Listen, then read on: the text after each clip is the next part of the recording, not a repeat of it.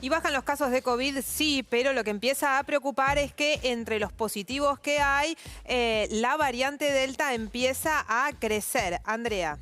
Sí, así es. Hay dos escenarios posibles a los que se enfrenta la Argentina. Por un lado, decir, bueno, si comienza a circular la variante Delta como ocurrió en otros países, no va a tardar mucho convertirse en la predominante y entonces estaríamos frente a un rebrote, esa famosa tercera ola de la que nos advertían los especialistas hasta hace muy poco.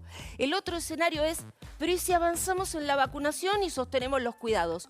¿Podremos lograr la inmunidad de rebaño? Bueno, aquí la comunidad científica también tiene su propia grieta y se divide entre estas dos posturas. ¿Bajan los casos? Sí. Tanto bajan que hoy tenemos menos de 1000 pacientes internados en terapia intensiva. Menos de 1979. Hay que ir al 26 de julio del año pasado para encontrar una cifra por debajo de los 1000. Pero claro, por otro lado tenemos este otro escenario, mayor cantidad de casos positivos de la variante Delta. Vamos a recordar con estas informaciones aquí en placas de qué estamos hablando cuando hablamos de más casos de variante Delta. Por ejemplo, en agosto teníamos 373 casos, en septiembre 561. Todos estos relacionados con viajes, claro, son los pasajeros que llegan del exterior y vienen contagiados.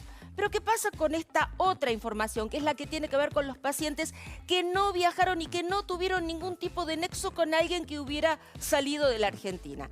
Sin nexo epidemiológico, en agosto tuvimos 29 casos. En septiembre, 99. ¿Es la totalidad de los casos? No, claro. Es la cantidad de casos que se analizan en esas secuenciaciones que se hacen de manera aleatoria por parte del Proyecto País, que toma muestras y trata de ver cómo circula la variante. Y la preocupación por que circula más. Y la preocupación por lo que puede pasar a partir de ahora con la apertura ya total de las fronteras a partir del 1 de noviembre. Hablamos con un especialista sobre este tema. 5 semanas después de esa semana en donde llegó al 10, al 20%, Delta se convierte en mayoritaria, en la variante principal. Probablemente pase eso también en Argentina, en algunos casos incluso en la única variante que circula. En Argentina, cuando empezó a circular Delta, teníamos un 35% de protección. Igual, o sea, hace un mes atrás, estábamos protegidos alrededor de un 35% de las personas. Eso implica que es muy probable que tengamos un aumento de casos, pero no un aumento de muertes dentro de un mes.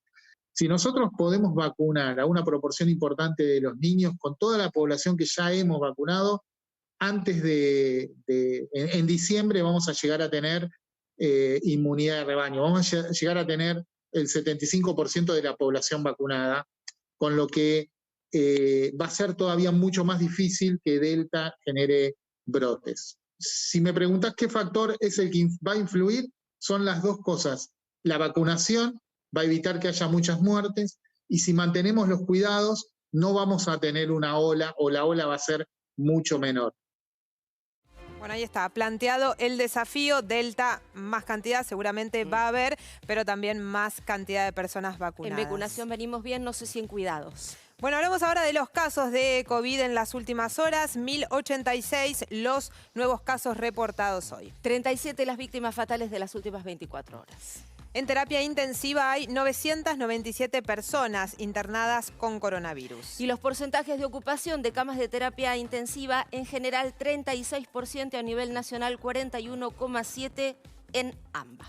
Y se completó hoy un cargamento de la vacuna de Pfizer. Ayer les contábamos que había llegado una buena parte y hoy otro tanto, superando el 1.600.000 dosis, en este caso de este último envío en las últimas 48 horas de la vacuna norteamericana. Andrea. Sí, casi 777.000 dosis de la vacuna Pfizer, completando este que fue el mayor envío hasta ahora. Hay que recordar que de aquí hasta diciembre tiene que completarse estos 20 millones de dosis de Pfizer para avanzar en el plan de inmunización de la población adolescente, en este caso de 12 a 17 años. Bueno, ¿y cómo estamos a nivel de cantidad de dosis en la Argentina? Y con la llegada de estas dosis de Pfizer alcanzamos este número, es decir, superamos la barrera de los 75 millones, allí tienen la placa 75.261.055 dosis para ser más precisos. Bueno, y la pregunta que nos hacemos es ¿qué va a pasar con esas dosis? Todavía falta mucha población por aplicar la segunda dosis, pero ya se empieza a hablar de un refuerzo, sí, de una tercera dosis para el otoño, anticipó Fernán Quirós. Bueno, algo de eso habló Quirós y algo de eso es lo que se está hablando a nivel nacional. ¿Por qué? Porque ¿cuánto dura la inmunidad del esquema completo? Y no se sabe todavía. Los primeros estudios están relacionados con cuánto dura la inmunidad de las vacunas de ARN mensajero, que son las que reciben los adolescentes. Acá la mayor cantidad de la población argentina se vacunó con otro tipo de vacunas y no hay demasiada precisión acerca de cuánto dura la inmunidad, al menos de cuánto dura la inmunidad para enfrentar casos graves. El ministro Quirós dio un anticipo de lo que podría pasar en el otoño. Pareciera ser que luego de los 6 a 8 meses de la segunda dosis de la vacuna, para algunas vacunas empieza a haber alguna disminución del número del grado de anticuerpos, de manera que es probable que para fin de año, principio del año que viene, tengamos el debate y una estrategia para volver a fortalecer esa inmunidad de las personas que han sido vacunadas a principios de este año. Eso es muy probablemente que ocurra y que complete esa campaña de vacunación, así como en la gripe, haciendo coadministración con la vacuna de la gripe, administrando la vacuna del COVID el año que viene para el otoño, entre marzo, abril y mayo, que son los periodos habituales de campaña. No lo puedo confirmar y asegurar porque todavía falta información científica para estar seguro en cuál es el momento más apropiado, pero lo más probable que ocurra que para fin de año discutamos este tema y que iniciemos el año recuperando esquemas de los primeros que han sido vacunados, que en general son los trabajadores de la salud y algunos grupos muy priorizados que se vacunaron primero.